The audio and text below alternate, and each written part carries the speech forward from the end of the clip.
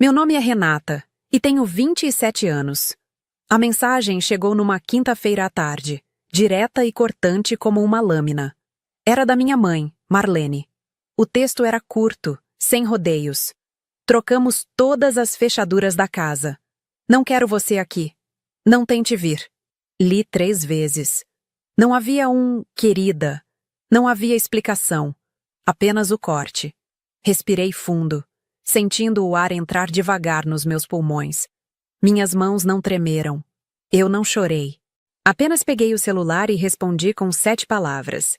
Entendi. Mas acho que você esqueceu algo.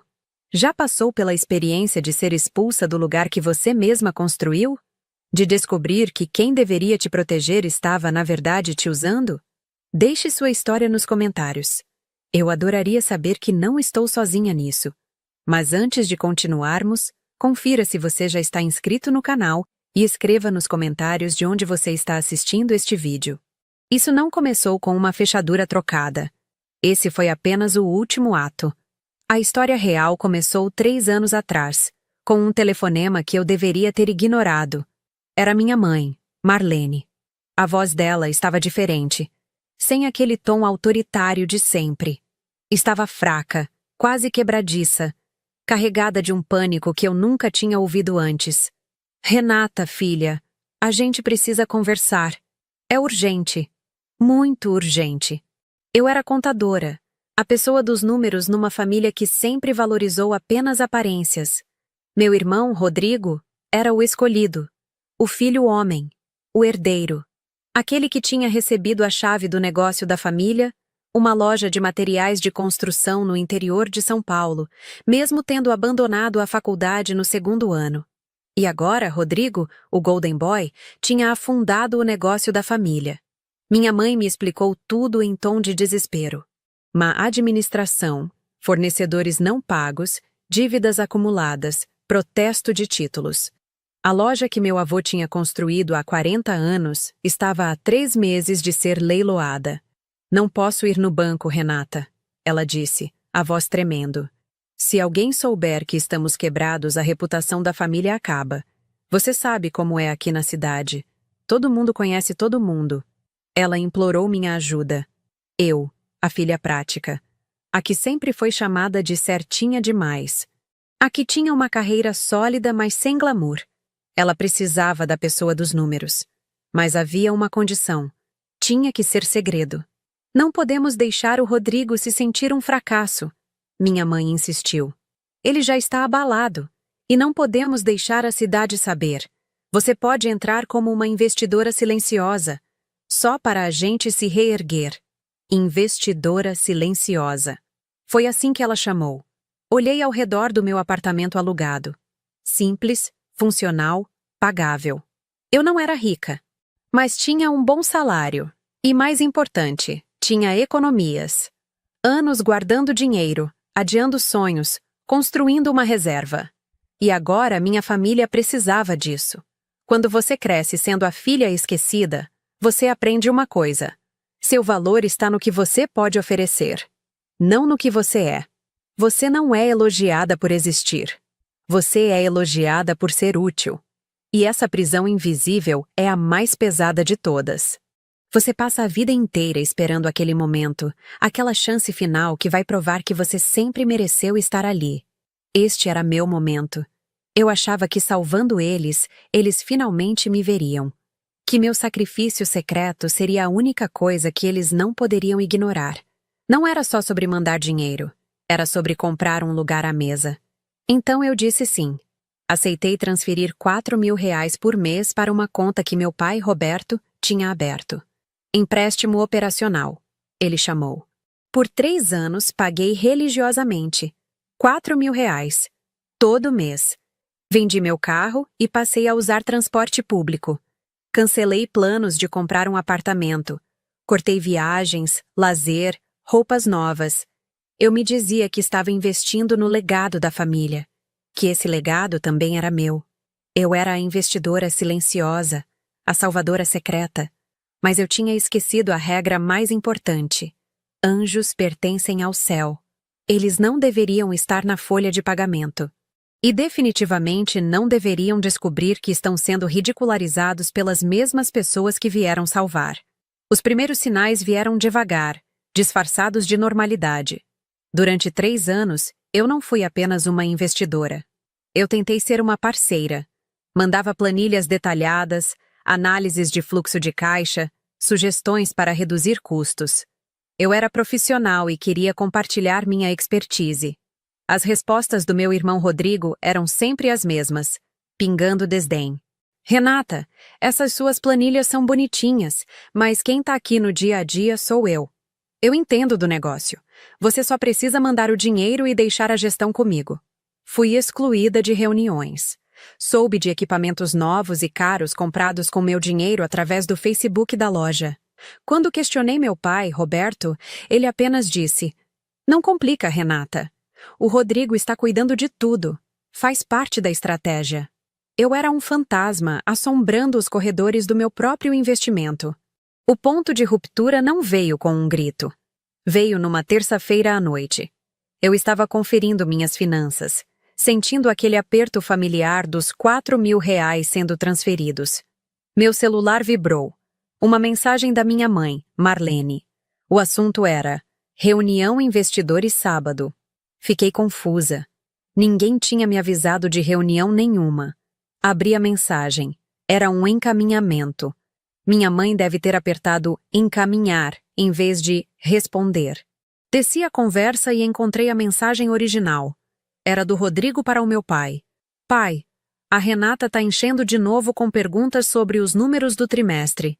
Vamos usar essa grana de otária dela para finalmente virar o jogo. Ela não precisa participar da reunião de sábado. É arriscado demais. Meu sangue congelou. Grana de otária. Mas foi a resposta, a que minha mãe tinha mandado para meu pai e acidentalmente encaminhado para mim, que destruiu tudo. Roberto, você resolve isso com ela. Fala que a gente agradece a ajuda, mas de jeito nenhum convida ela para a reunião.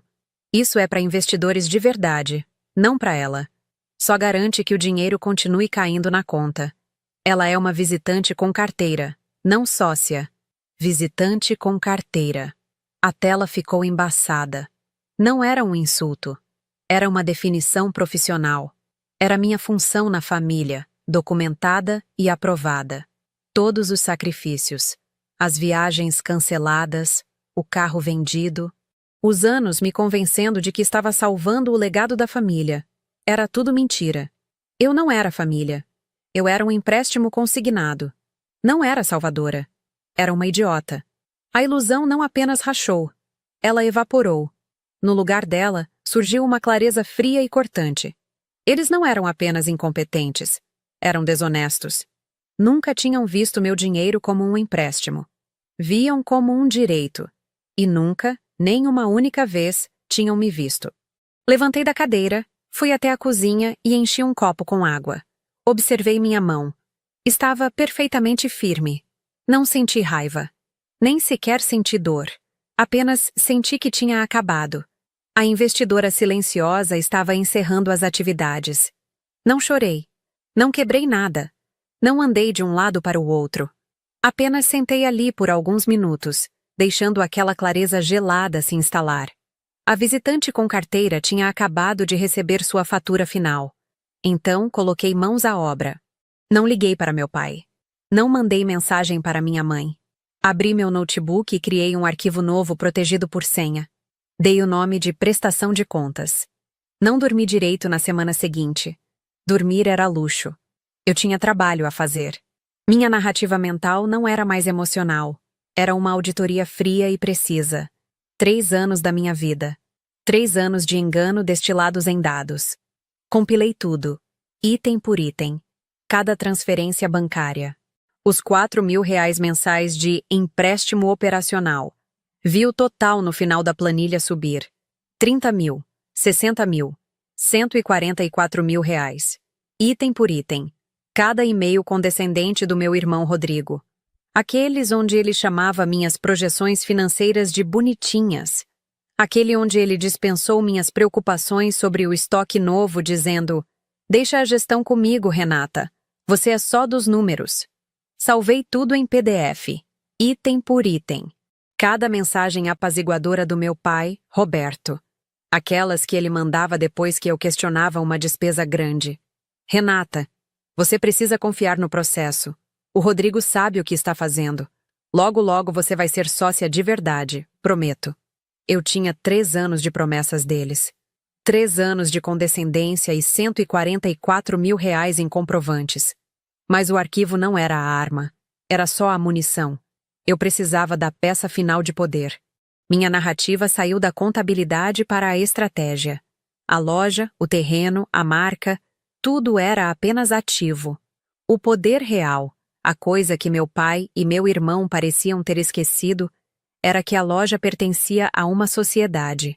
Uma sociedade montada pelo meu avô, seu Valdemar, décadas atrás.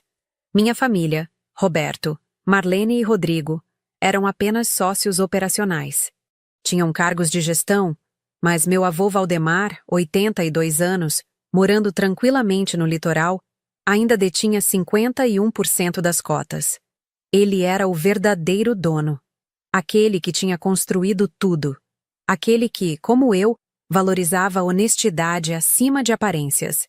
Esperei até ter cada arquivo, cada PDF, cada print. Então peguei o telefone. Ele atendeu no segundo toque, a voz firme e clara como sempre. Renata, que alegria ouvir sua voz, filha. Não fiz rodeios. Vô, preciso de uma coisa. Não posso explicar tudo agora, mas vou explicar. Prometo. O que você precisa, minha neta? A reunião de investidores é no sábado. Preciso que o senhor me dê procuração das suas cotas. Preciso que o senhor me dê seu voto. Houve um longo silêncio na linha. Não era hesitação. Era uma pausa pensativa. Consegui imaginá-lo olhando para o mar, processando o pedido. Ele me conhecia. Sabia que eu não pediria isso se não fosse absolutamente necessário. Chegou a hora, não é? Ele disse a voz baixa. Sim, vô, chegou. Tá bom. Vou pedir para o meu advogado preparar os documentos. Está feito. Ele não perguntou por quê. Não perguntou o que eu estava planejando. Apenas confiou em mim. Era a única coisa que o resto da minha família nunca tinha se disposto a fazer. Quando desliguei, olhei para a prestação de contas na tela. A armadilha estava armada. Agora era só esperar eles caírem nela. O que nos traz de volta para hoje de manhã. Aquela mensagem não foi um ato aleatório de crueldade. Foi uma jogada desesperada e desajeitada. A mensagem da minha mãe, não quero você aqui. O que ela realmente quis dizer foi, acabamos de descobrir que você é uma ameaça. Eles devem ter sido notificados sobre a transferência de procuração pelo advogado do meu avô. Perceberam que a visitante com carteira tinha acabado de receber as chaves de todo o prédio. O bloqueio não foi punição. Foi uma tentativa fracassada de golpe corporativo. Estavam tentando barrar a verdadeira dona de entrar no próprio imóvel. No momento em que mandei minha resposta de 7 palavras, meu telefone não apenas vibrou.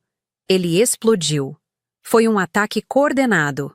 Um bombardeio digital criado para me fazer entrar em pânico, me fazer sentir pequena, me fazer duvidar de mim mesma. Primeiro, meu pai, Roberto. Deixei ir para a caixa postal. A mensagem que ele deixou não era de pai. Era de um executivo acuado. Renata, não sei que joguinho você está fazendo, mas vai me ligar agora. Agora! Você não é investidora. Você é família. Você não vai nos humilhar nessa reunião. Esse é meu negócio. Minha vida. Você me ouviu? Apaguei. Em seguida, uma enxurrada de mensagens do meu irmão Rodrigo. Você tá desinvitada. Sério, nem aparece. O pai tá furioso. Você tá destruindo essa família por nada. Tô te avisando, Renata. Fica em casa. Você não é bem-vinda aqui. Li as palavras dele. Você tá desinvitada. E quase ri. Ele era um funcionário tentando barrar a sócia majoritária de uma reunião. Era adorável. Então minha mãe, Marlene. Ela tentou uma tática diferente. Culpa. Renata, filha, por favor. Seu pai tá muito estressado. O Rodrigo só tá tentando proteger o negócio. A gente pode conversar sobre isso depois da reunião. Por favor, não faz uma cena.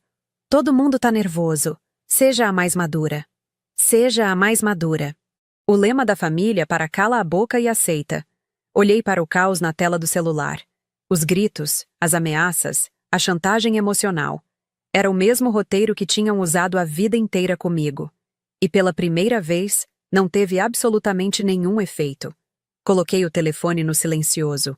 Fui até o armário e peguei o melhor conjunto que eu tinha. Calça alfaiataria preta e blazer cinza chumbo, corte impecável.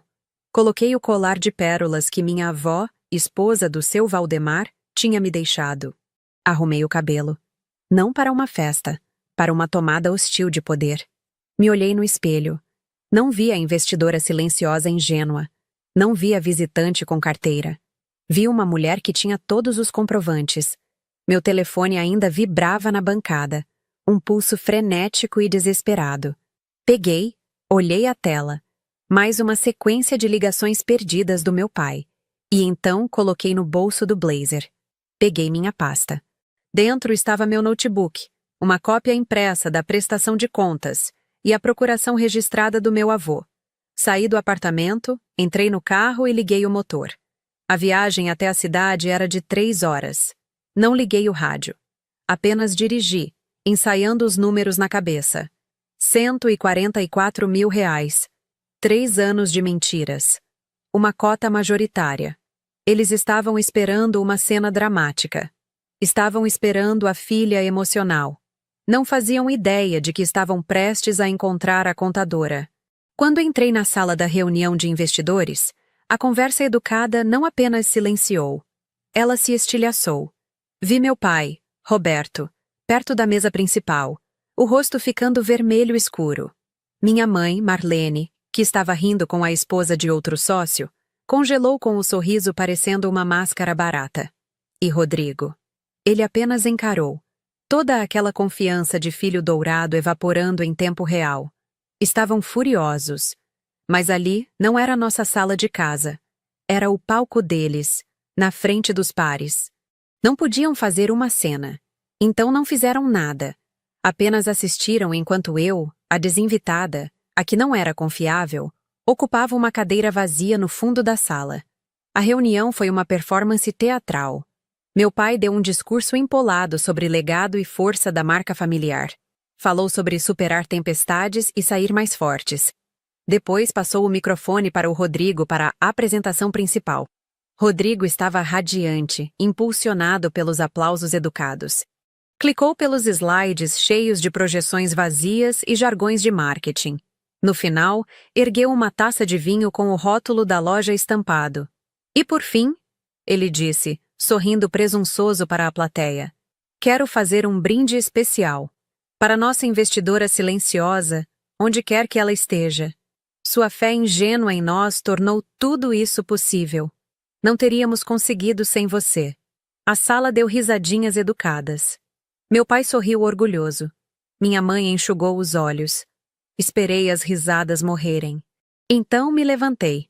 Todos os olhos da sala se voltaram para mim. Vi meu pai fazer um aceno quase imperceptível com a cabeça. Senta. Não sentei. Caminhei calmamente, meus saltos ecoando no piso frio, direto até o microfone. Rodrigo parecia confuso, como um cachorro vendo uma equação matemática. Obrigada, Rodrigo, eu disse, minha voz cortando o silêncio pesado.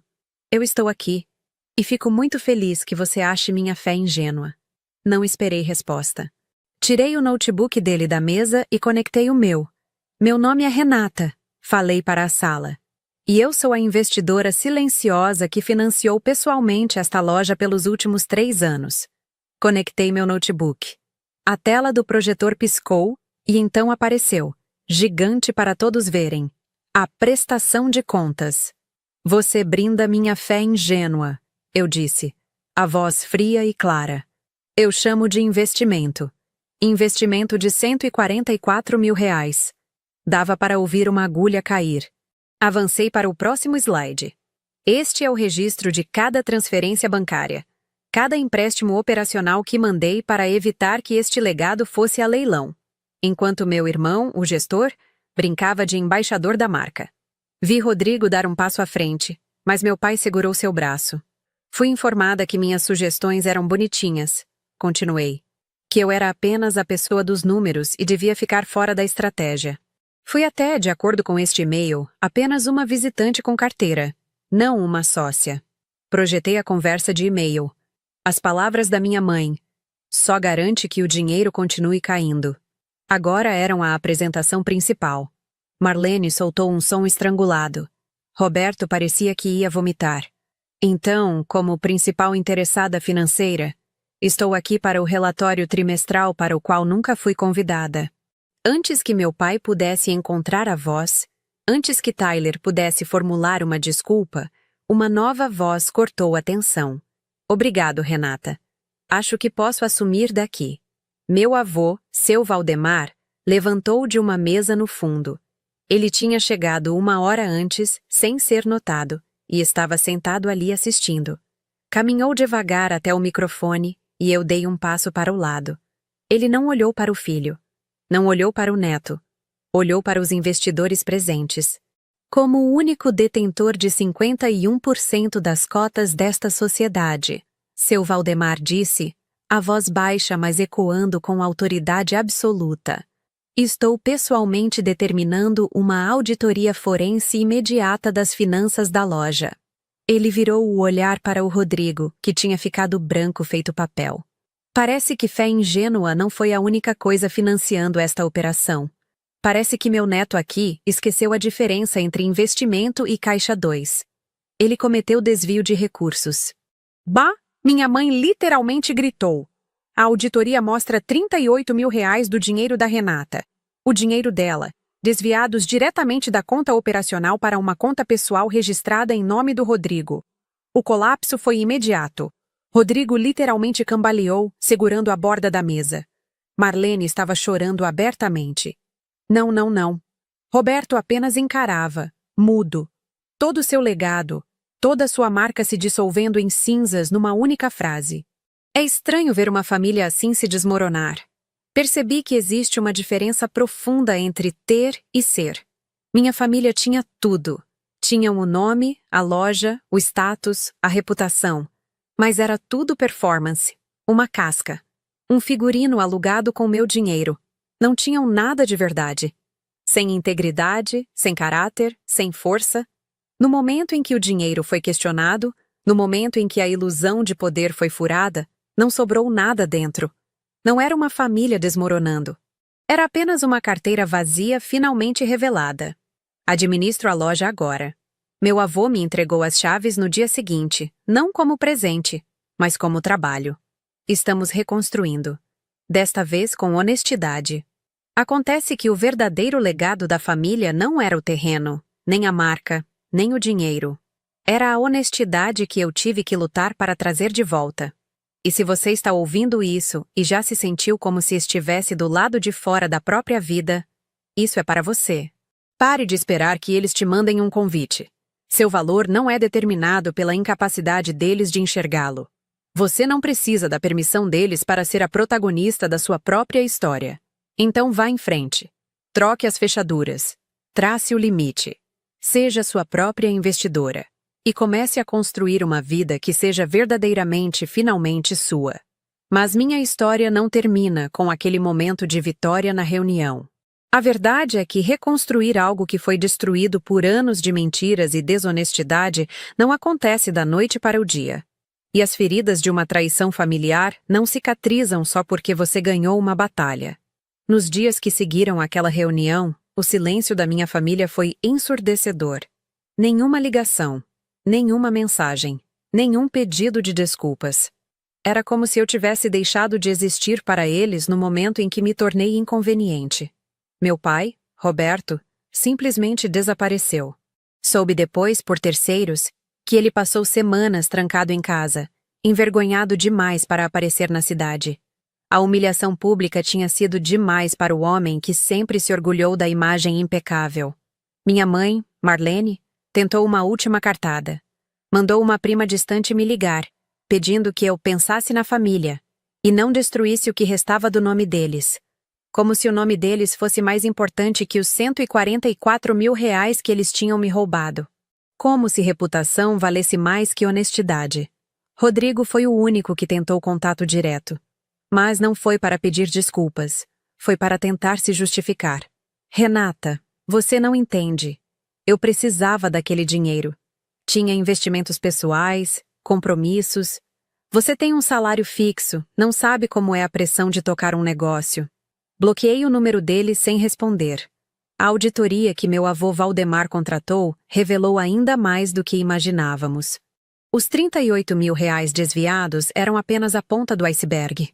Rodrigo tinha criado uma rede complexa de pequenos desvios, pagamentos superfaturados para fornecedores fantasmas, notas fiscais falsas, retiradas não autorizadas disfarçadas de despesas operacionais. No total, ele tinha desviado quase R$ 60.000 ao longo dos 3 anos. Quando confrontado pelos auditores, ele finalmente desmoronou. Admitiu tudo.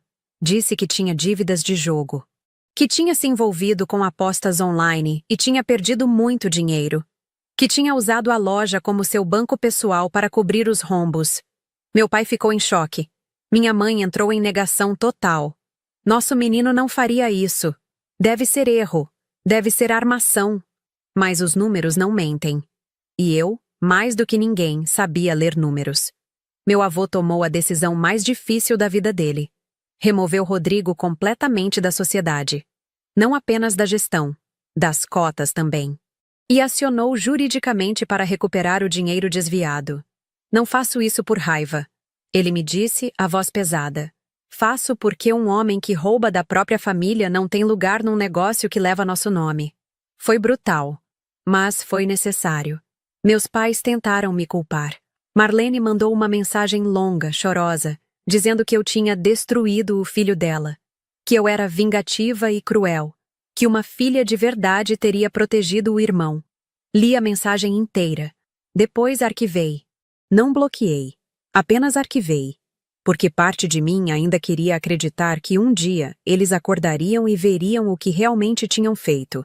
Assumir a gestão da loja foi como entrar num campo minado. Rodrigo tinha deixado um rastro de destruição por todos os lados. Fornecedores revoltados que não recebiam há meses. Funcionários desmotivados e confusos. Estoque desorganizado. Contratos mal feitos. Sistemas arcaicos.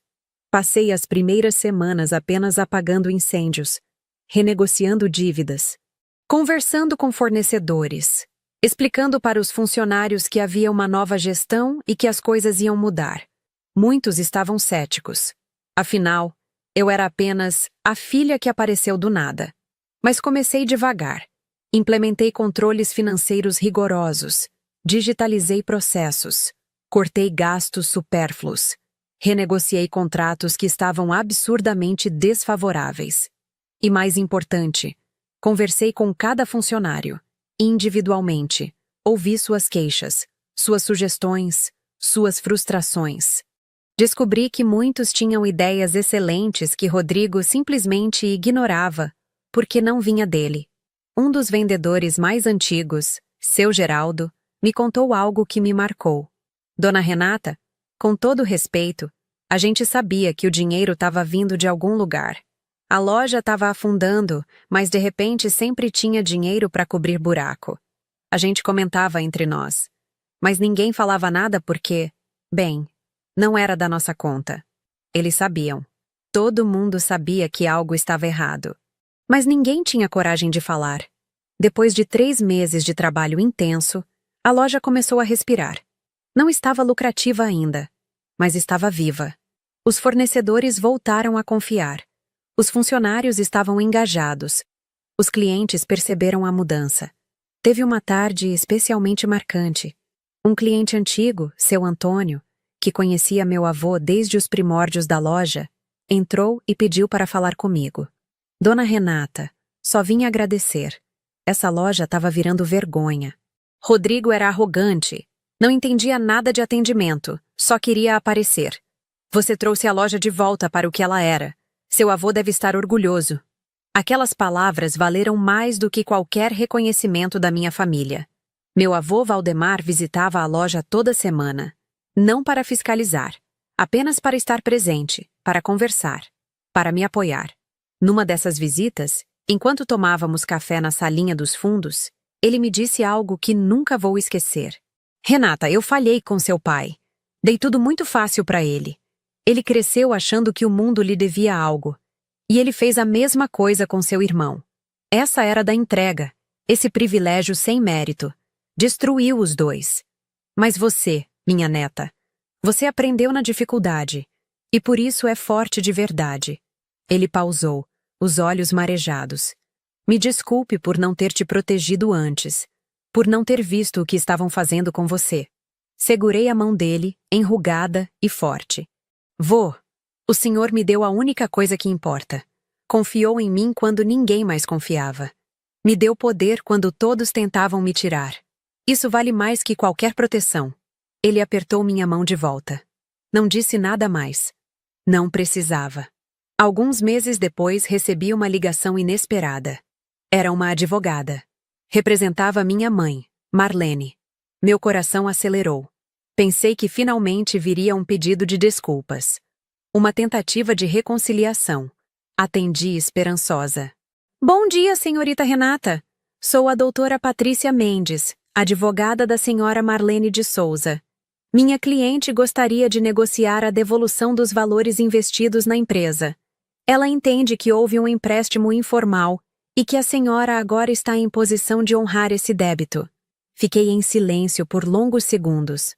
Pode repetir, por favor? Sua mãe está solicitando formalmente a devolução dos R$ 144 mil que você investiu. Como empréstimo não formalizado entre mãe e filha, ela considera que tem direito moral e legal à restituição, dado que a senhora agora controla a empresa. Respirei fundo, muito fundo. Doutora Patrícia, vou ser muito clara. Primeiro, não houve empréstimo entre mim e minha mãe. Houve transferências minhas, da minha conta pessoal, para uma conta da empresa. Segundo, essas transferências foram feitas sob falsa premissa, mediante ocultação de informações e para cobrir desvios que estavam sendo cometidos pelo meu irmão. Terceiro, sugiro que a senhora oriente sua cliente a não prosseguir com essa tentativa ridícula de extorsão, porque tenho 3 anos de documentação provando má-fé por parte dela e do resto da família. Houve uma pausa do outro lado. Entendo. Vou comunicar minha cliente. Mas ela insiste que, como mãe, fez um favor intermediando o investimento e merece compensação. Doutora, minha mãe me chamou de visitante com carteira. Está documentado. Me excluiu de reuniões. Conspirou para me manter ignorante enquanto meu dinheiro era desviado. Se ela quer alguma coisa de mim, sugiro que comece com um pedido de desculpas. Sincero, sem advogados. Tenha um bom dia. Desliguei. Minhas mãos tremiam. Não de medo, de indignação.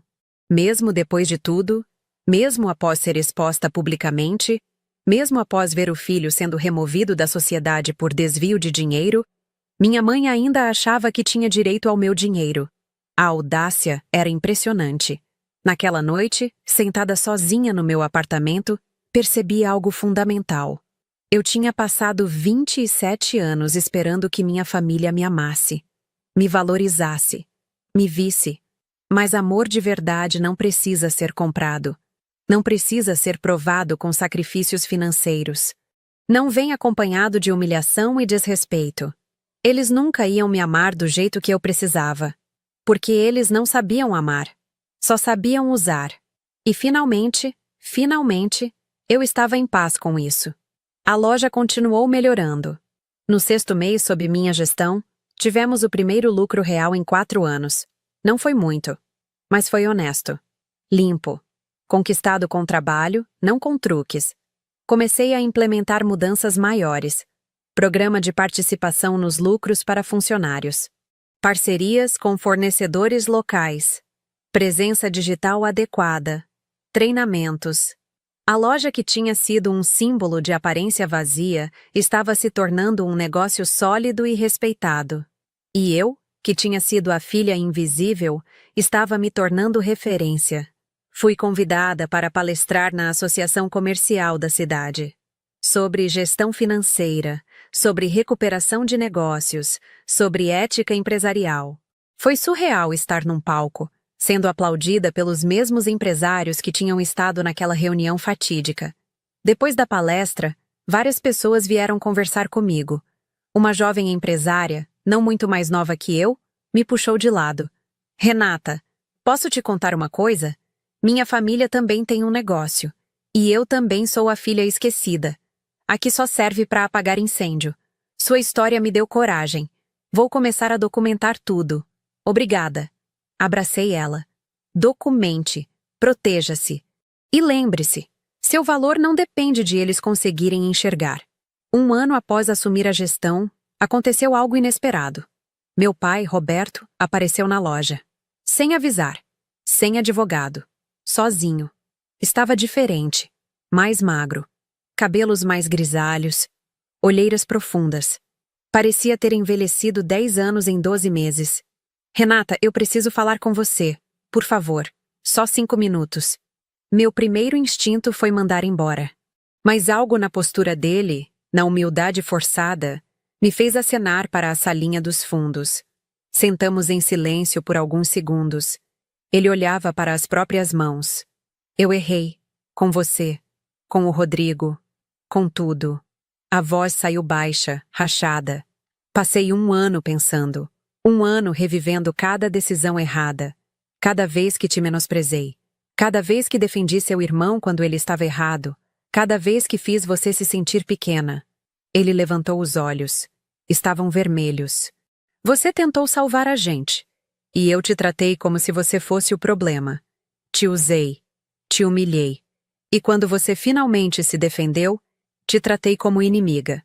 Não espero que você me perdoe. Não mereço. Só vim dizer que você tinha razão. Sempre teve. E eu sinto muito. Muito mesmo. Fiquei olhando para ele. O homem que tinha sido meu herói na infância. Que tinha me ensinado a andar de bicicleta.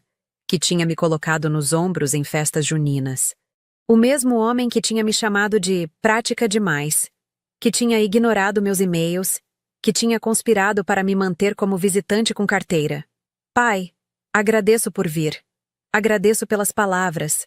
Mas preciso ser honesta com o Senhor. Perdão não apaga 3 anos de mentiras. Não devolve o dinheiro que Rodrigo desviou. Não cicatriza a ferida de ter sido tratada como linha de crédito pela minha própria família. Ele acenou com a cabeça, enxugando os olhos. Eu sei. Eu sei. Só queria que você soubesse que eu vejo agora. Vejo o que fizemos. E vejo quem você é. Sempre foi a melhor de nós. E eu fui burro demais para perceber. Ficamos mais alguns minutos em silêncio. Não foi um momento de reconciliação mágica. Não houve abraço caloroso. Não houve promessas de reconstruir a relação. Mas foi um começo. Um reconhecimento. Quando ele saiu, senti algo estranho. Não era felicidade. Não era vitória. Era apenas uma tristeza serena. A tristeza de entender que algumas coisas não podem ser consertadas. Só podem ser aceitas. Minha mãe nunca veio. Nunca ligou. Nunca mandou mensagem. Soube por terceiros que ela continua dizendo para todo mundo que eu roubei a empresa da família. Que eu destruí meu irmão por inveja. Que sou calculista e sem coração. Aprendi que algumas pessoas preferem a mentira confortável à verdade inconveniente. E tudo bem. Não é minha responsabilidade acordá-las. Rodrigo tentou voltar algumas vezes. Sempre com desculpas. Sempre com promessas de mudança. Renata, eu fiz tratamento. Parei de jogar. Quero trabalhar de novo, nem que seja como vendedor. Por favor, me dá uma chance. Eu poderia ter cedido. Poderia ter deixado a culpa me convencer de que toda pessoa merece uma segunda chance. Mas eu tinha aprendido uma lição valiosa. Compaixão não significa aceitar abuso. Perdão não significa esquecer consequências. Rodrigo, desejo sinceramente que você se recupere, que resolva seus problemas. Mas não será aqui. Você não traiu apenas minha confiança. Traiu a confiança de cada funcionário, cada fornecedor, cada cliente que acreditou nesta loja. Algumas pontes, quando queimadas, não podem ser reconstruídas. Ele ficou revoltado. Você é igualzinha à mãe. Fria, calculista, sem coração. Olhei para ele, o Golden Boy que tinha tido tudo de mão beijada e tinha jogado tudo fora. Rodrigo? Não sou fria. Só aprendi a me proteger. Algo que você nunca precisou aprender porque sempre teve alguém te protegendo das suas próprias escolhas. Boa sorte. 2 anos após assumir a gestão, a loja estava irreconhecível, não apenas nos números, mas na essência. Inauguramos uma segunda unidade em uma cidade vizinha. Criamos um programa de trainee para jovens da região. Estabelecemos parcerias com escolas técnicas. Nos tornamos referência não só em materiais de construção, mas em gestão ética e transparente. Meu avô Valdemar estava radiante. Seu avô, meu pai, ele que fundou isso aqui, ficaria orgulhoso, Renata. Você não só salvou a loja, você a transformou no que ela sempre deveria ter sido. Numa tarde tranquila de sábado, estava organizando papéis no escritório quando seu Geraldo, o vendedor mais antigo, bateu na porta. Dona Renata, desculpa incomodar, mas tem uma moça aqui que quer falar com a senhora. Disse que é pessoal. Fiquei curiosa. Desci até a loja. Uma mulher jovem, talvez 23, 24 anos, me esperava timidamente perto do balcão. Renata, meu nome é Júlia. Júlia Cardoso. Eu sou namorada do Rodrigo. Meu estômago apertou. Prazer, Júlia. Em que posso ajudar? Ela olhou em volta, nervosa. Posso falar com você em particular? Voltamos para a salinha. Ela se sentou na beirada da cadeira, as mãos entrelaçadas com força. Olha, eu sei que você não deve gostar muito do Rodrigo. Eu sei da história toda. Ele me contou. Mas preciso te contar uma coisa que ele não sabe que eu sei. Meu coração acelerou. Ele continua jogando. Mentiu sobre ter parado. Continua apostando online. Perdeu o dinheiro da indenização que recebeu quando saiu da sociedade. Tá devendo agiotas. Está fazendo empréstimos usando meu nome, minha documentação. Descobri isso semana passada. Ela começou a chorar. Não sei o que fazer. Meus pais disseram que ele é golpista, que eu preciso terminar. Mas eu gosto dele. Ou gostava. Não sei mais. E peguei um lenço de papel e entreguei para ela. Júlia, por que você veio me contar isso? Ela enxugou os olhos. Porque você é a única pessoa que realmente o enfrentou, que colocou limites, que não cedeu. Todo mundo na família dele faz vista grossa, ou protege, ou culpa você. Mas você foi firme. E eu preciso desse tipo de coragem agora. Sentei ao lado dela. Júlia, vou te falar o que levei 27 anos para aprender. Você não pode salvar quem não quer ser salvo. Você não pode amar alguém em direção à mudança. E você com certeza não pode sacrificar sua própria vida por alguém que não tem a menor intenção de mudar. Ela soluçou. Mas eu amo ele. Ou amava. Acho que ainda amo. Eu sei. E vai doer muito. Mas Júlia, olha para mim. Deixar ir não é desistir da pessoa. É desistir da ilusão de que você pode consertá-la. É escolher sua própria integridade acima do potencial dela. Conversamos por quase 1 hora. Expliquei para ela sobre dependência emocional, sobre ciclos de abuso financeiro, sobre como pessoas com vícios manipulam quem amam. No final, ela se levantou, mais firme. Obrigada, Renata. De coração. Vou terminar. Não sei se vou conseguir hoje, amanhã, mas vou, porque mereço mais. Abracei ela. Merece sim. E quando precisar de coragem, lembra que uma estranha acreditou em você. Depois que ela saiu, fiquei pensando.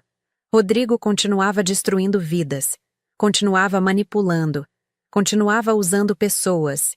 E provavelmente continuaria até que algo muito ruim acontecesse. Mas não era mais minha responsabilidade salvá-lo. Ou salvá-las.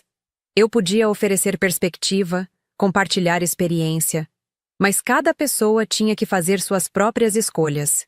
No 3º ano de gestão, aconteceu algo que eu não esperava. Recebi um e-mail de uma universidade federal pedindo para eu ministrar um curso de extensão sobre recuperação de negócios familiares e gestão de conflitos. Sua história se tornou referência regional, Renata. Gostaríamos que você compartilhasse suas estratégias e aprendizados com nossos alunos de administração e contabilidade. Aceitei. E foi uma das experiências mais gratificantes da minha vida. Ver jovens profissionais tomando nota, fazendo perguntas, querendo aprender não só sobre números, mas sobre ética, sobre limites, sobre como proteger sua integridade em ambientes tóxicos.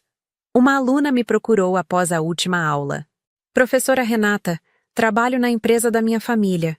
E tudo que a senhora descreveu, eu vivo. Me sinto invisível. Só sou chamada quando precisa resolver problema ou colocar dinheiro. A senhora consegue me orientar? Sentei com ela. Passamos 2 horas conversando. No final ela tinha um plano. Um plano para documentar tudo, para se proteger, para estabelecer limites. Saí daquela conversa percebendo algo. Minha dor tinha virado propósito. Minha ferida tinha virado sabedoria. Meu trauma tinha virado ferramental para ajudar outras pessoas.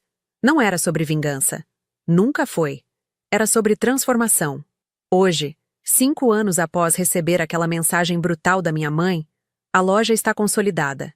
3 unidades, 80 funcionários, reconhecimento estadual, prêmio de gestão ética.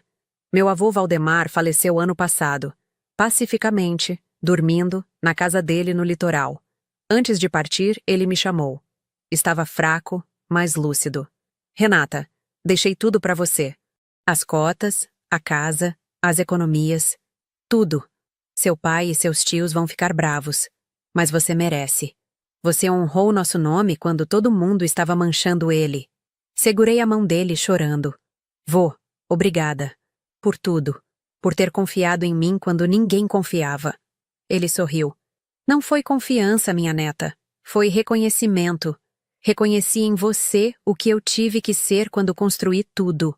Honestidade, coragem, propósito. Você não é minha herdeira. Você é minha sucessora. Tem diferença.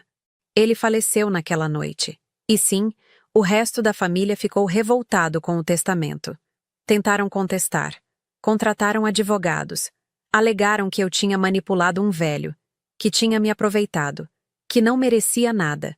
Mas o testamento era blindado. E o mais importante, tinha uma carta anexa.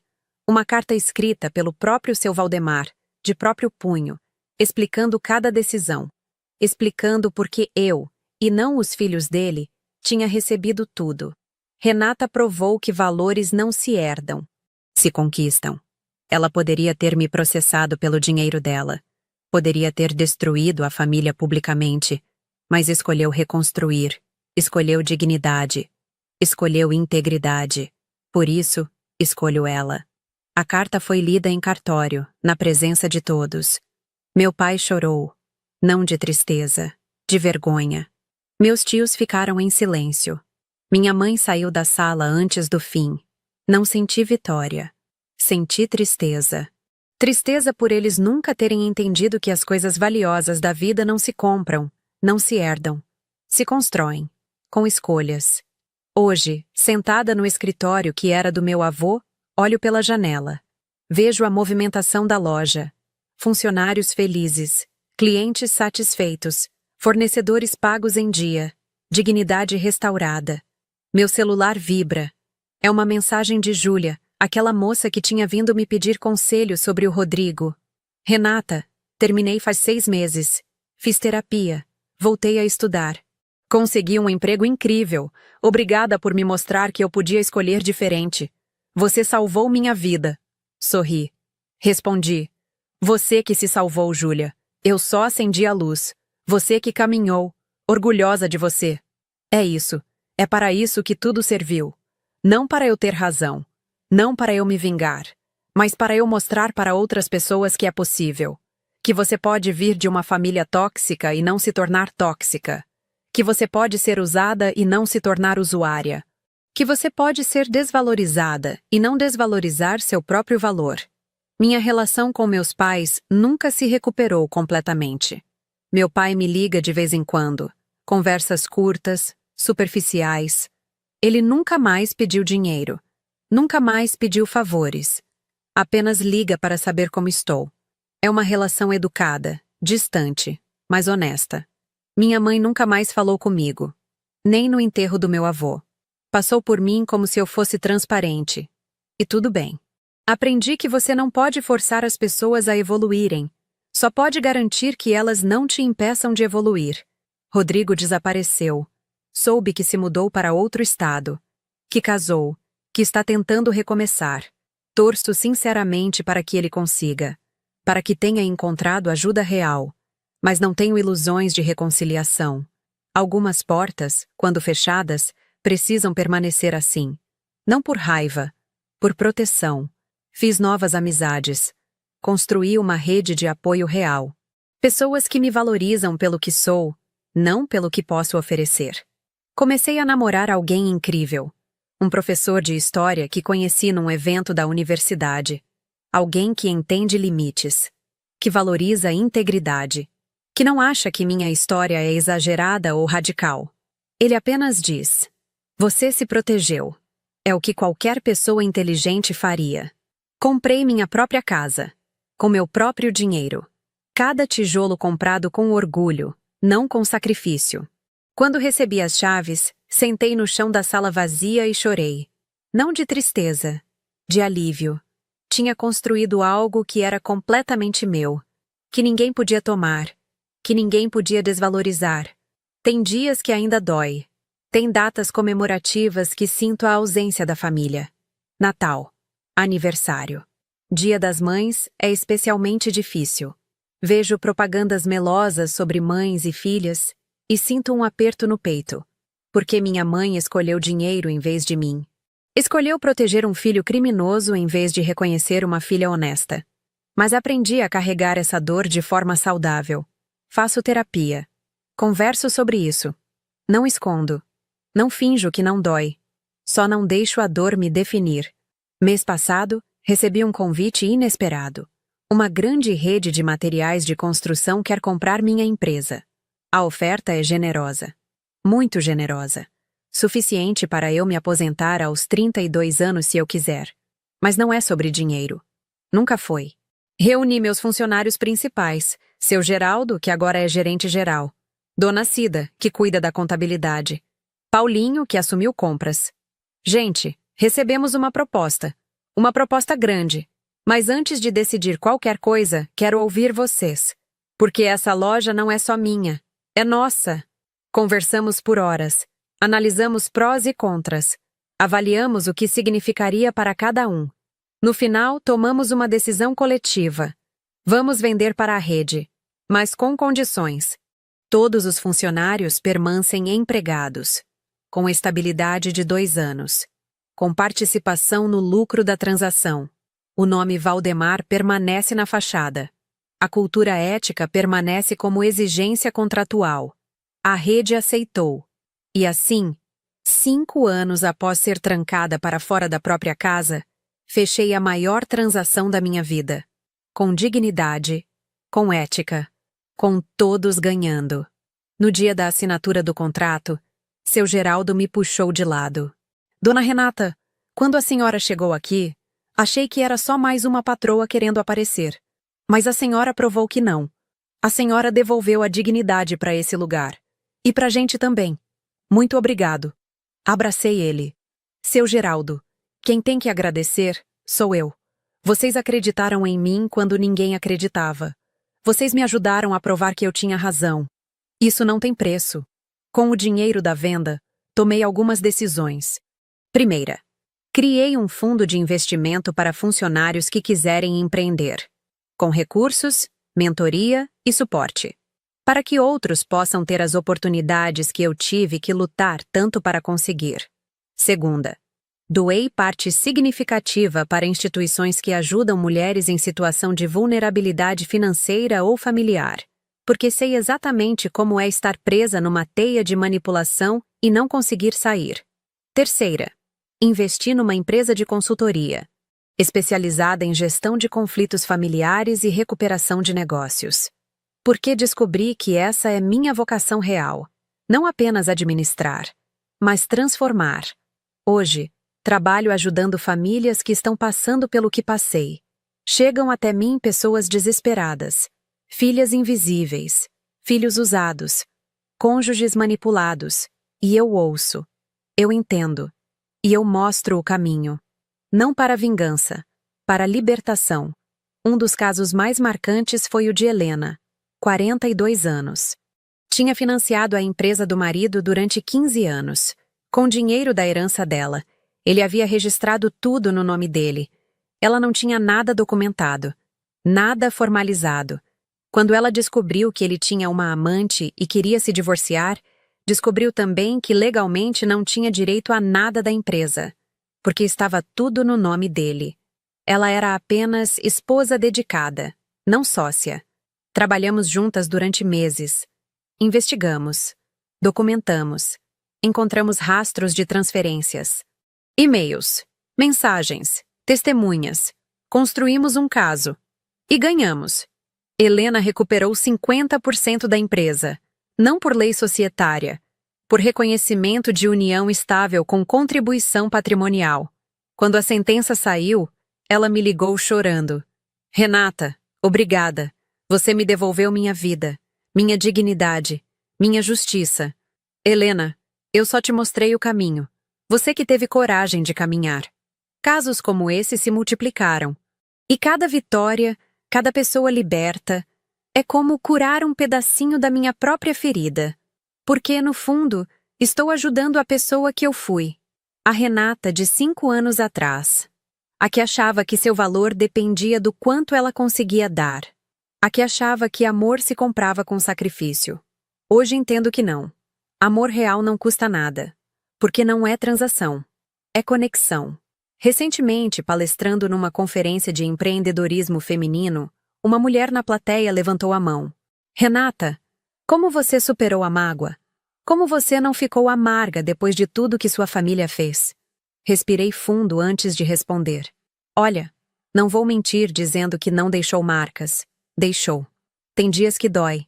Mas aprendi uma coisa fundamental. Perdoar não significa esquecer. Não significa permitir que abusem de você de novo. Perdoar é soltar a expectativa de que o passado poderia ter sido diferente. É aceitar que as pessoas são quem são, não quem você gostaria que fossem.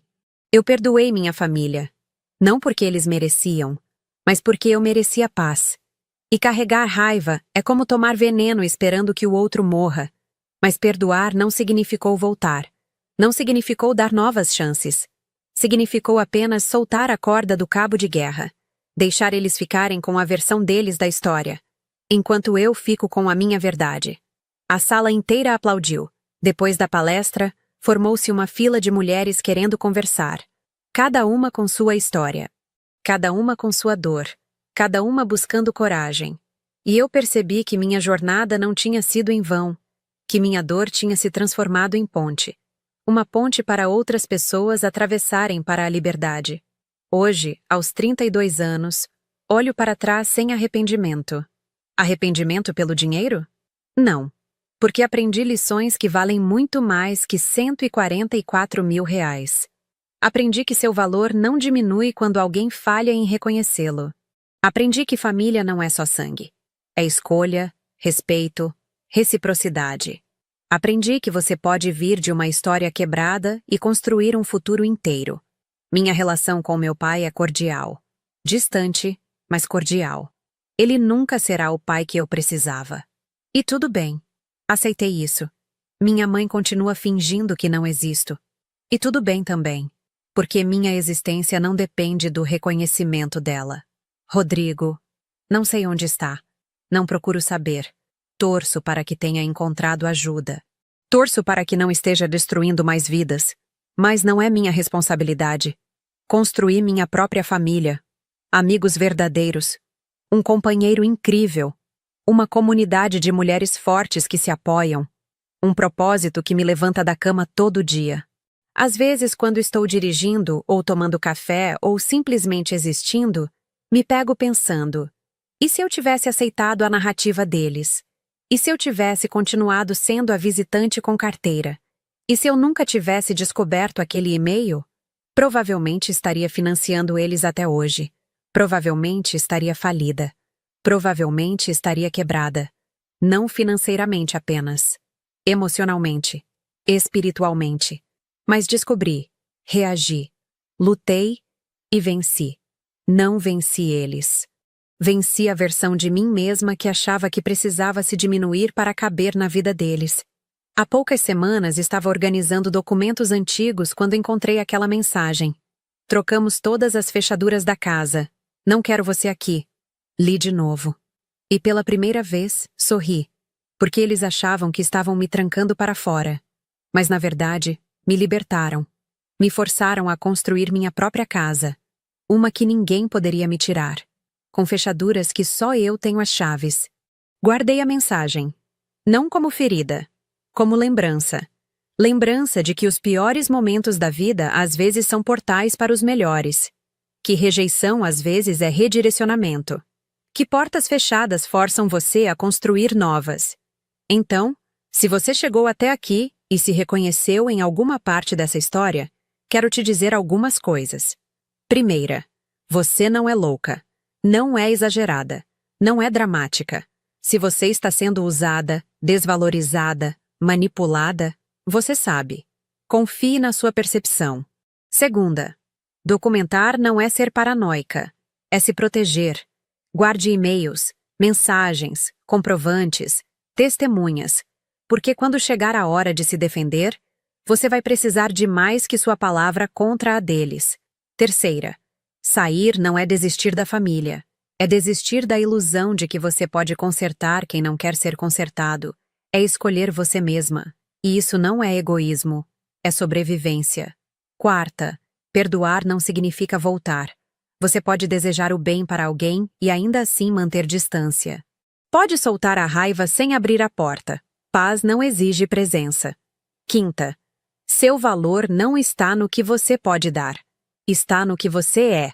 E se as pessoas ao seu redor só te valorizam quando você está dando, pagando, resolvendo, sacrificando, então elas não amam você. Amam o que você faz por elas. E isso não é amor, é transação. Sexta, reconstruir dói. Muito. Haverá dias que você vai querer desistir. Que vai sentir saudade mesmo da versão tóxica da sua família. Que vai questionar se valeu a pena. Nesses dias, lembre-se, liberdade dói menos que prisão. Solidão saudável machuca menos que companhia tóxica. Sétima, você não precisa da aprovação deles para seguir em frente. Não precisa que reconheçam o erro. Não precisa de um pedido de desculpas. Seria bom? Sim. É necessário? Não. Sua cura não depende do arrependimento deles. E por último, você vai conseguir. Vai doer, vai ser difícil, vai parecer impossível em alguns momentos. Mas você vai conseguir. Porque você já é mais forte do que imagina. Se não fosse, não teria chegado até aqui. Eu cheguei. Você também vai chegar. Hoje, quando olho no espelho, vejo alguém que não reconhecia 5 anos atrás. Vejo uma mulher que aprendeu a se valorizar, que aprendeu a dizer não, que aprendeu que fronteiras não são muros, são proteções, que aprendeu que estar sozinha é diferente de estar solitária. Tenho uma empresa de consultoria próspera. Tenho uma casa que é minha. Tenho relacionamentos saudáveis baseados em respeito mútuo. Tenho propósito. Tenho paz. Não tenho a família tradicional dos comerciais de televisão. Não tenho o Natal caloroso com todos reunidos. Não tenho as fotos perfeitas das redes sociais. Mas tenho verdade. Tenho integridade. Tenho dignidade. E descobri que isso vale infinitamente mais. Há alguns meses, uma jornalista me procurou querendo fazer uma matéria sobre minha história. Histórias de superação e empreendedorismo feminino, ela disse.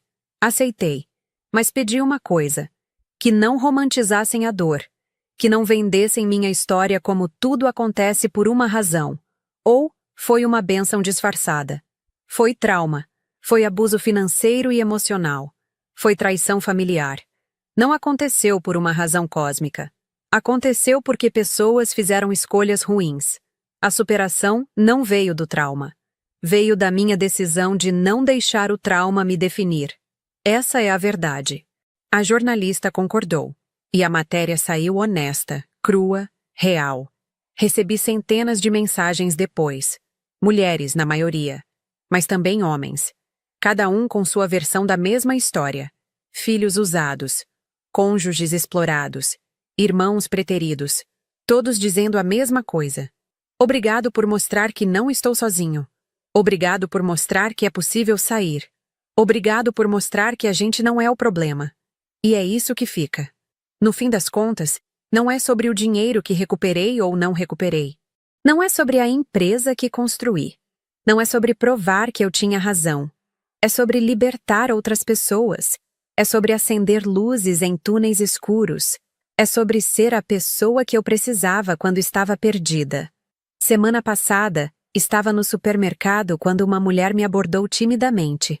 Renata, desculpa incomodar, vi sua entrevista. E eu tô passando exatamente por isso. Minha família tá me usando para pagar dívidas deles. E eu não sei como sair. Paramos ali mesmo, entre o corredor de massas e o de produtos de limpeza. E conversamos por 20 minutos. Dei meu cartão. Me liga, vamos conversar direito. Você não precisa continuar nessa situação. Ela saiu com os olhos cheios de lágrimas. Mas não de tristeza, de esperança. E é por isso que tudo valeu a pena. Hoje à noite vou jantar com meu namorado, Tiago. Vamos comemorar 3 anos de relacionamento. 3 anos de parceria real, onde nenhum de nós precisa se diminuir para o outro crescer. Onde nenhum de nós usa o outro.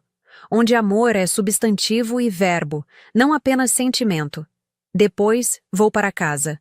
Minha casa. Vou deitar na minha cama. Vou olhar para o teto e agradecer. Não agradecer pelo que aconteceu, mas agradecer por quem me tornei apesar do que aconteceu. E amanhã, vou acordar e fazer tudo de novo. Vou ajudar mais uma pessoa a se libertar. Vou construir mais um pedacinho do meu legado. Não o legado que herdei, o que estou criando. Porque no final, aprendi a lição mais importante de todas. Você não precisa herdar valor. Você cria valor.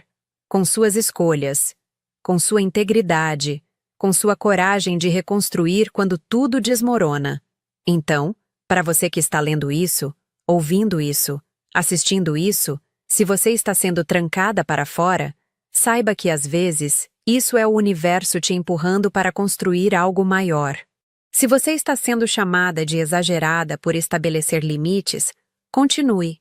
Você não é exagerada. Eles é que estão acostumados a ultrapassar. Se você está se sentindo culpada por escolher você mesma, respire fundo e escolha assim mesmo.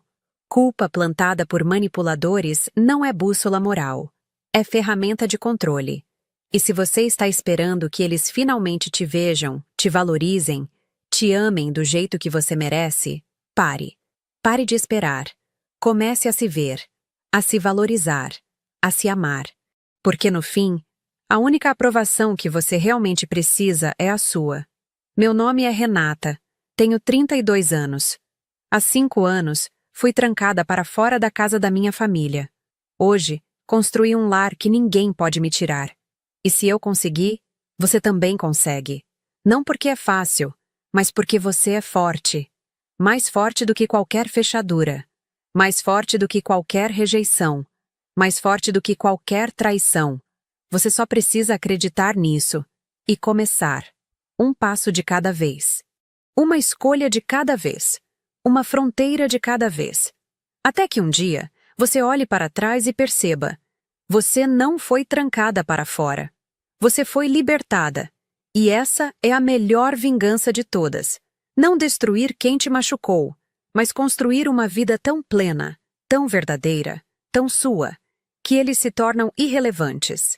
Essa é minha história.